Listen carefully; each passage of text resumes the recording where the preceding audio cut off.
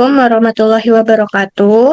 Kami dari kelompok 3 mata kuliah investasi dan pasar modal. Di sini kami akan mempresentasikan materi tentang penawaran umum dan perdagangan efek.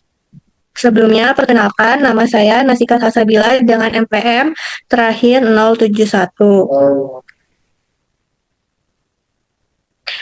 Materi yang pertama yaitu mengenai pengertian penawaran umum. Di sini ada dua pengertian. Yang pertama, menurut Undang-Undang berdasarkan Pasal 1 Angka 15 Undang-Undang Nomor 8 Tahun 1995 tentang Pasar Modal, yang dimana penawaran umum adalah kegiatan penawaran efek yang dilakukan oleh emiten untuk menjual efek kepada masyarakat sesuai dengan tata cara yang diatur dalam undang-undang dan peraturan pelaksanaannya. Yang kedua, menurut para ahli, yaitu menurut Ciptono, Darmaji, dan Hendy M. Fahrudin, di mana penawaran umum merupakan kegiatan penjualan efek kepada masyarakat oleh perusahaan yang membutuhkan dana untuk ekspansi usaha melalui pasar modal.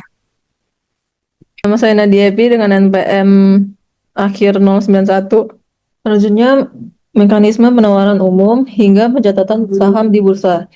Tahapan IPO yaitu Initial Public Offering.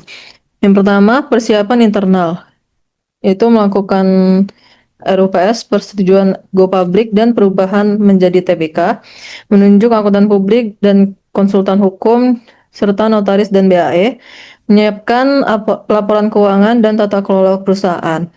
Yang kedua, pengajuan ke otoritas jasa keuangan, itu mengajukan pernyataan pendaftaran, menyampaikan prospektus, yaitu keuangan, risiko, manajemen, dan rencana dana, kemudian menunggu pernyataan efektif.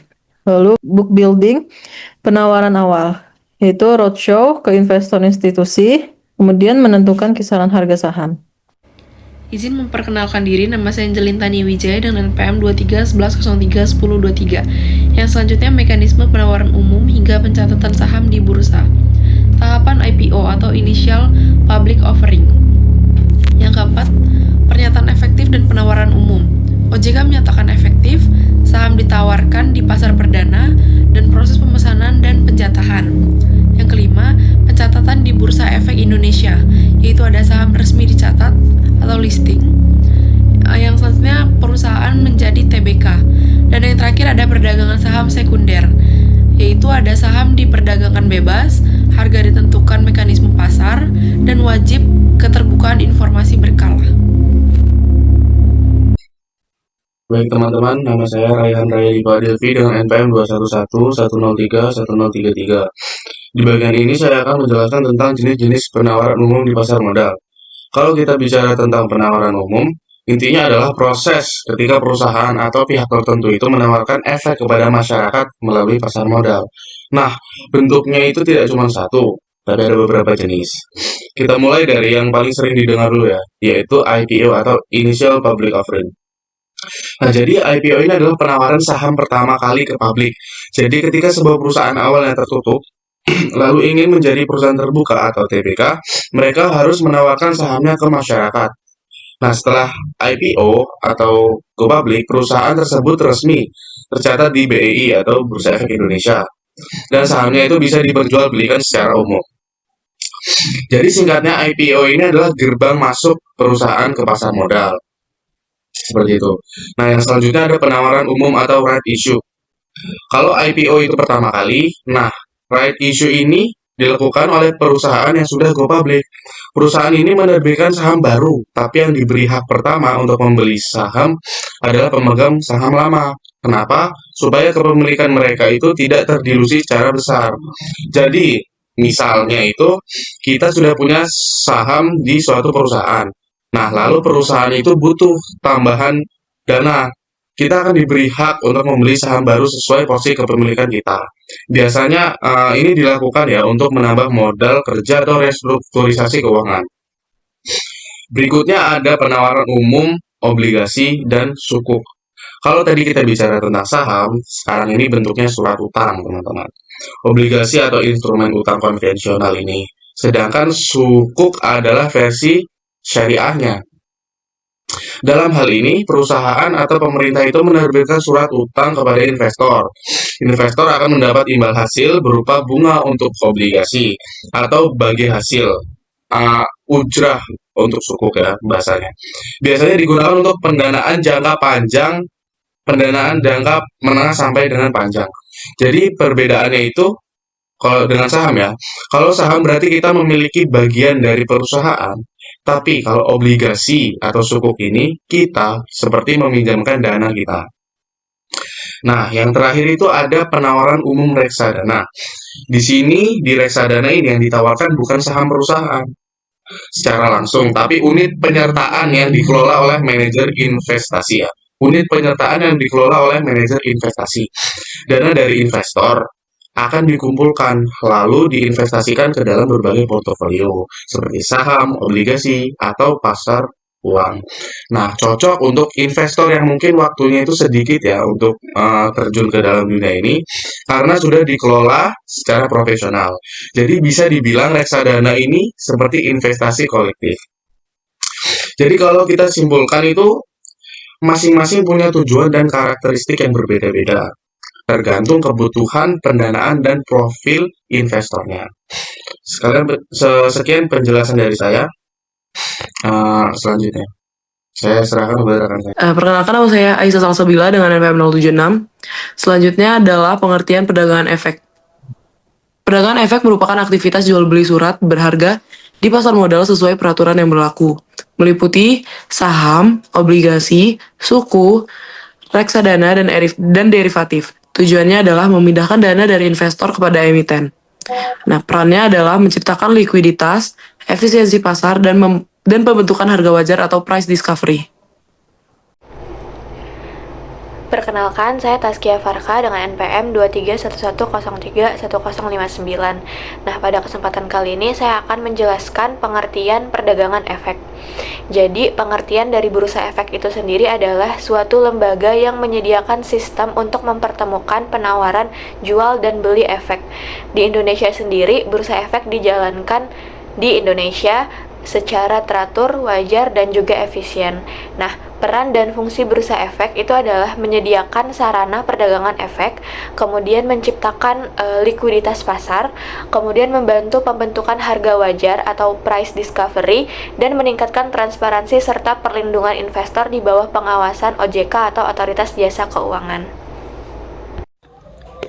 Perkenalkan, nama saya Nela Bintang Kamalinda dengan NPM 23110310077. Selanjutnya ada mekanisme perdagangan efek, yaitu ada pasar primer dan sekunder. Pasar primer adalah pasar tempat efek dijual untuk pertama kalinya oleh emiten kepada investor. Contoh kegiatan di pasar primer itu ada initial public offering atau IPO, yaitu penawaran saham perdana kepada publik. Ciri-ciri pasar primer itu adalah dana masuk langsung ke perusahaan, yaitu emiten, harga ditentukan sebelum penawaran, dan terjadi pada periode waktu tertentu.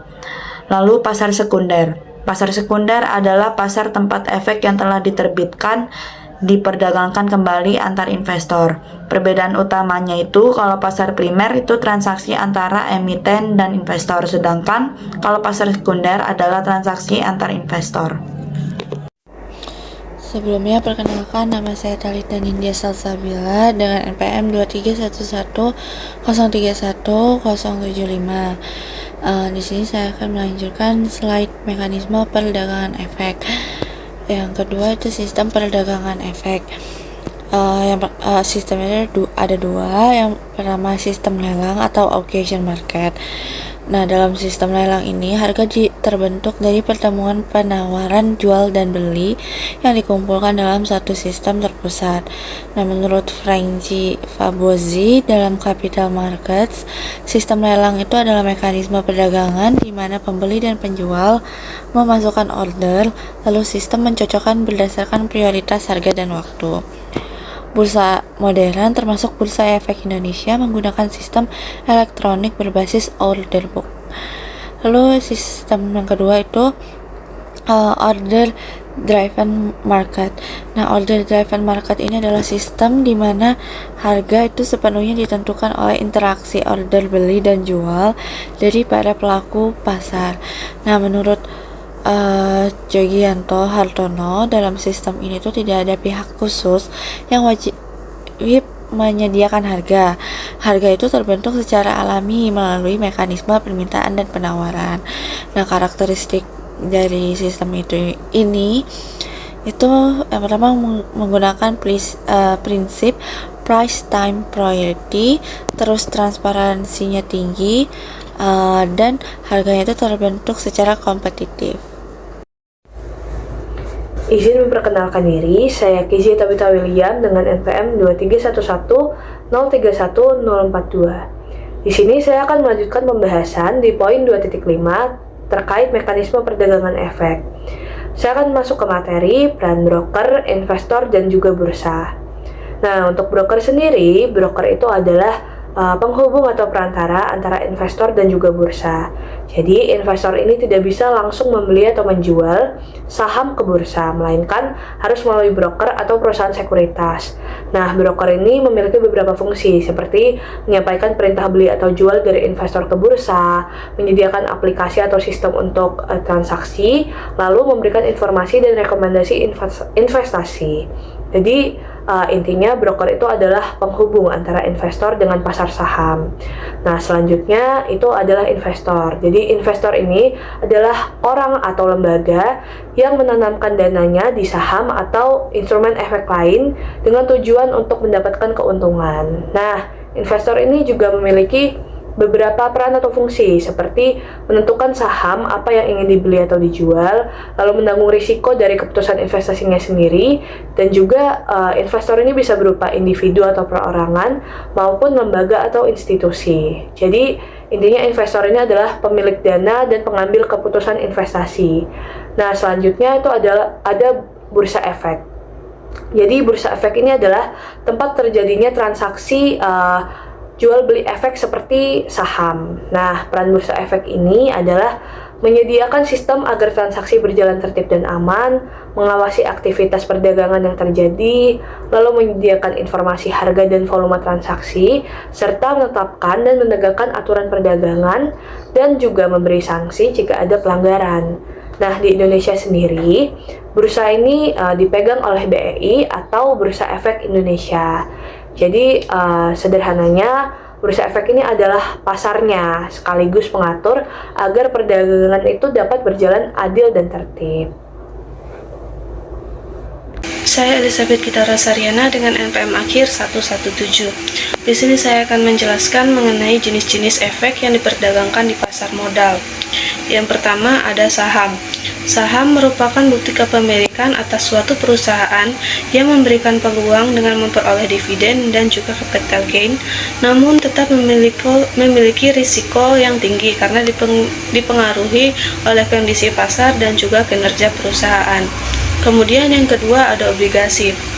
Obligasi merupakan surat utang jangka menengah atau panjang yang memberikan imbal hasil berupa kupon dan pengembalian pokok saat jatuh tempo dengan risiko yang relatif lebih rendah dibandingkan dengan saham. Kemudian yang ketiga ada reksadana yang merupakan suatu wadah investasi yang dikelola oleh manajer investasi dan memberikan manfaat diversifikasi risiko bagi investor. Kemudian yang keempat ada derivatif yang merupakan instrumen yang nilainya bergantung pada aset dasar seperti saham atau indeks dan umumnya digunakan untuk melindungi nilai maupun spekulasi. Dan yang kelima ada Exchange Traded Fund atau ETF yang merupakan reksadana berbasis indeks yang diperdagangkan seperti saham di Bursa Efek Indonesia. Sebelumnya, perkenalkan saya Hana Arifah Azmi dengan NPM 23110311051. Di sini saya akan melanjutkan dalam membahas materi, yaitu untuk poin resiko dalam kegiatan pasar modal serta bentuk perlindungan bagi investor. Nah, investasi di pasar modal ini tentu tidak hanya memberikan peluang keuntungan, tapi dia juga mengandung risiko yang perlu dipahami oleh setiap investor. Nah, perubahan kondisi ekonomi, kebijakan pemerintah, serta kinerja perusahaan itu dapat mempengaruhi harga efek yang diperdagangkan. Nah, karena itu kegiatan investasi selalu memiliki kemungkinan terjadinya kerugian. Nah, pemahaman akan jenis resiko dalam pasar modal ini sangatlah penting agar nantinya investor dapat mengambil keputusan secara nasional dan juga menyesuaikan pilihan investasinya sesuai dengan tingkat toleransi pada resikonya. Nah, berikut ini merupakan resiko-resiko yang umum terjadi dalam kegiatan pasar modal. Yang pertama ada resiko pasar, di mana ini merupakan potensi kerugian akibat adanya fluktuasi harga efek yang dipengaruhi oleh kondisi ekonomi, kebijakan pemerintah, dan juga stabilitas politik ataupun sentimen global. Nah, perubahan faktor makroekonomi ini dapat menyebabkan harga efek bergerak secara signifikan dalam waktu yang singkat.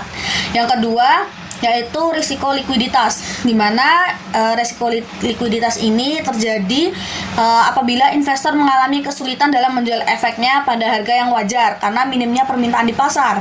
Nah, kondisi ini dapat menyebabkan investor harus menjual dengan harga lebih rendah dari nilai yang diharapkan. Yang ketiga ada risiko kredit. Ini merupakan